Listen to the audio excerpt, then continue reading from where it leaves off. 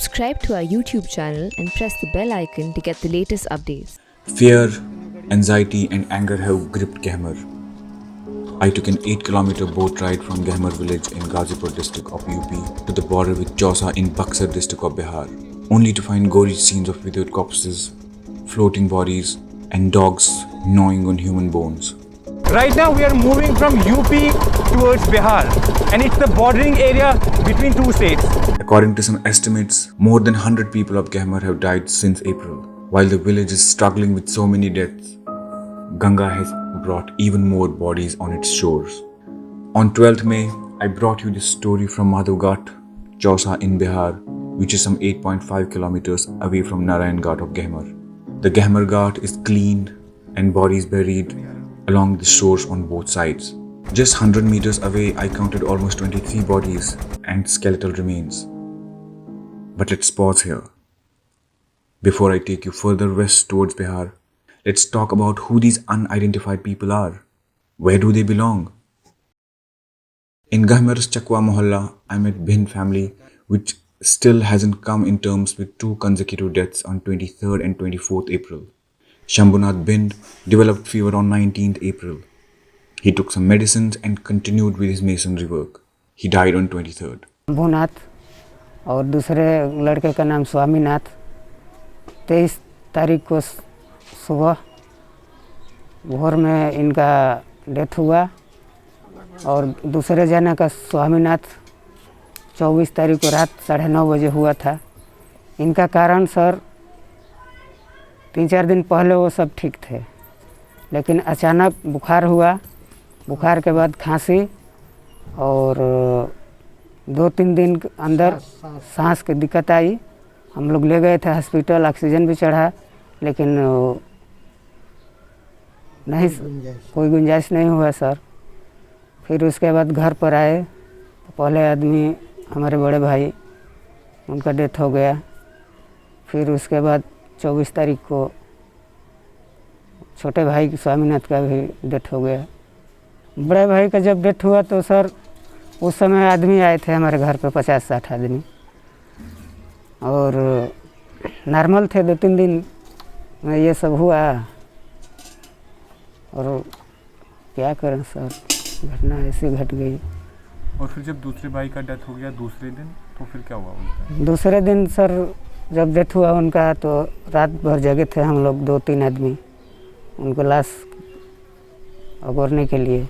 फिर सुबह में जब हुआ कि उनका प्रवाह किया जाए तो गांव भर के आदमी डर से नहीं आए। हम 3-4 लोग अपने घर के ही पड़ोस के एक थे, वो ट्रैक्टर टाली में उठाकर ले गए, और वहाँ गए तो सर पैसा नहीं था, इसलिए जल प्रवाह किए। और पैसा के अभाव में सर हम बाहर कहीं भी नहीं ले जा पाए, और सरकार की तरफ से कोई भी हमको सुविधा नहीं मिली। गांव घर टोला पड़ोसा के ये सब हमको बहुत सपोर्ट किए हैं लोग। खाने पीने के जो भी सामान था सर हम लोग फ़ोन कर दे रहे थे, वो आदमी लाकर दे देते थे।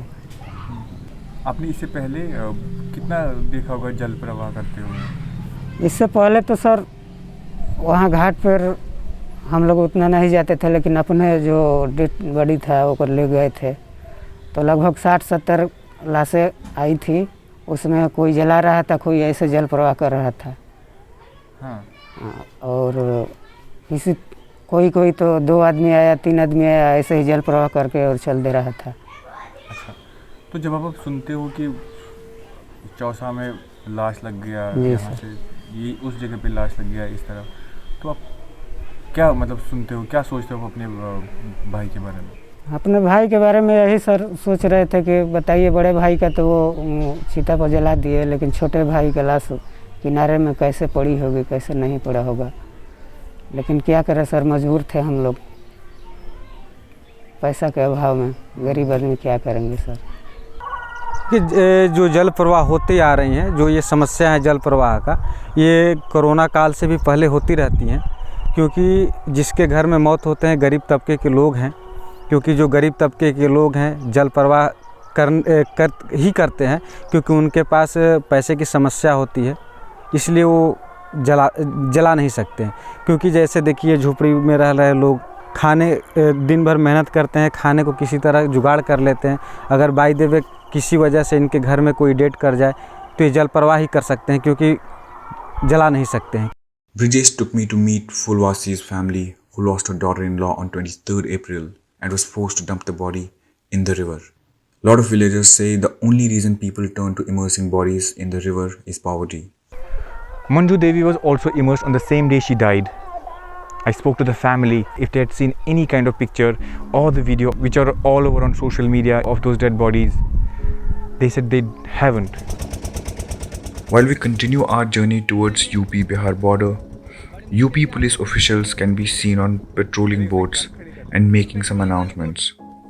कोई भी व्यक्ति गंगा जी में शव को प्रवाहित नहीं करेगा, किसी कीमत पर नहीं करेगा। आप पूरी तरह से लकड़ियों की व्यवस्था है, नहीं है आप लेके आए, आपके पास अगर धनाभाव है, आप अक्षम है, प्रशासन आपकी मदद को तैयार है, प्रशासन आपको लकड़ी उपलब्ध कराएगा, दाह संस्कार की पूरी व्यवस्था करेगा। इसलिए आप लोग किसी भी कीमत पे गंगा जी में शव प्रवाहित न करें, ना ही अधजले शव छोड़ के जाए। By the time I reached near Karmnasha river, one of the tributaries of Ganga, which also divides UP with Bihar, I had lost the body count.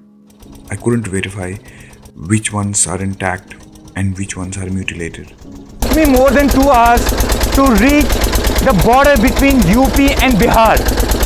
What you're seeing behind me is the same ghat where I reported from Madhav Ghat, where more than 71 bodies were recovered. ऐसी लाशें तो हम लोग सैकड़ों लाशें देखे हैं। अभी वहाँ से हम बारे में आ गए तो सैकड़ों लाशें हम लोग देखे। 5 रोज से लाश जल प्रवाह नहीं हो रहा है, क्या वो जल वो फूका जा रहा है। We witnessed is beyond imagination. But one thing is certain, that this pandemic has taken away the important deaths with dignity among people. There were bodies feasted by birds, vultures, dogs, all over the place. This is Sajid Ali reporting for The Print from Gahmar.